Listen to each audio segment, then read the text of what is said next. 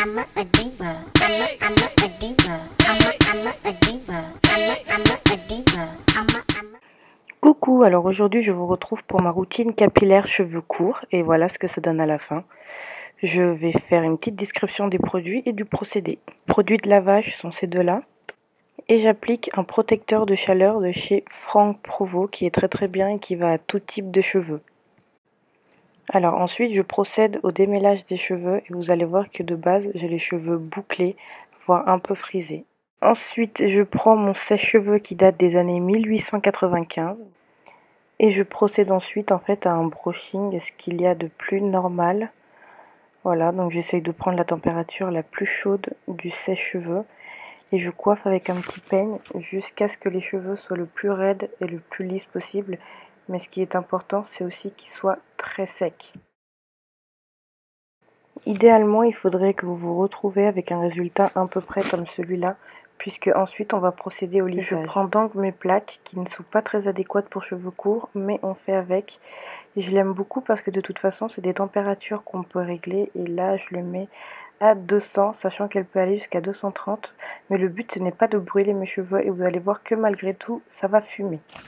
Alors, en attendant que les plaques sèchent, je me suis permise de... Voilà, je vous laisse avec ces images un peu compromettantes.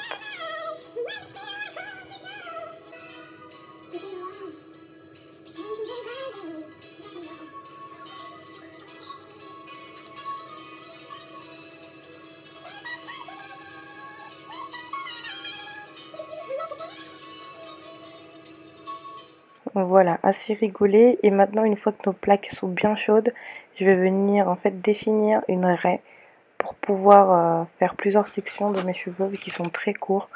Et ça rend le travail un peu plus difficile. Et je viens lisser en fait mèche par mèche en leur donnant un mouvement vers l'intérieur. Une fois de plus, c'est pas le meilleur lisseur qu'on trouve sur le marché pour lisser les cheveux courts. Mais comme je vous ai dit précédemment, c'est un lisseur que j'ai depuis très longtemps.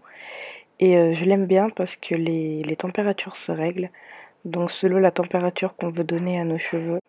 Et de toute façon, pour moi, il reste aussi pratique qu'un petit lisseur, il faut juste savoir le manier, faire attention à ne pas se brûler. Mais si vous, à la maison, vous avez un lisseur petit pour les cheveux courts, je vous conseille de le prendre, c'est un peu plus pratique, après c'est juste une question d'habitude.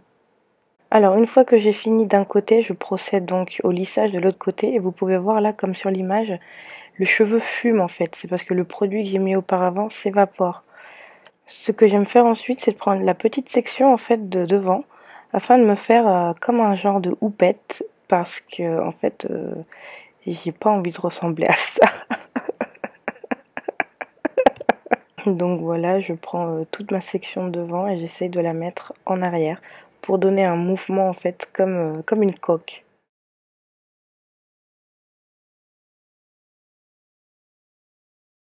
Ce que j'aime faire par la suite aussi, c'est un peu coiffer avec les doigts, parce que je trouve que le peigne, ça définit trop le cheveu, et je préfère regarder au fur et à mesure en me coiffant au doigt.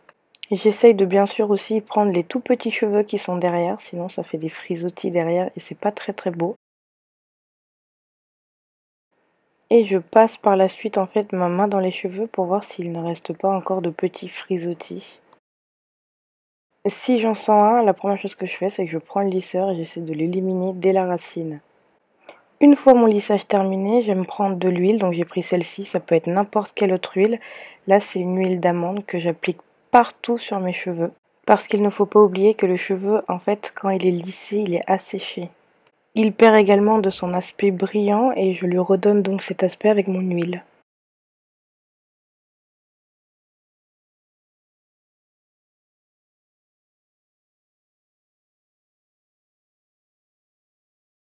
Ce que j'aime faire aussi, c'est appliquer un genre de petite cire. Donc j'en prends une toute petite noisette que je fais fondre entre mes doigts. Et en fait, en l'appliquant, ça va faire comme une matière un peu gel, mais en laissant l'aspect souple et brillant aux cheveux.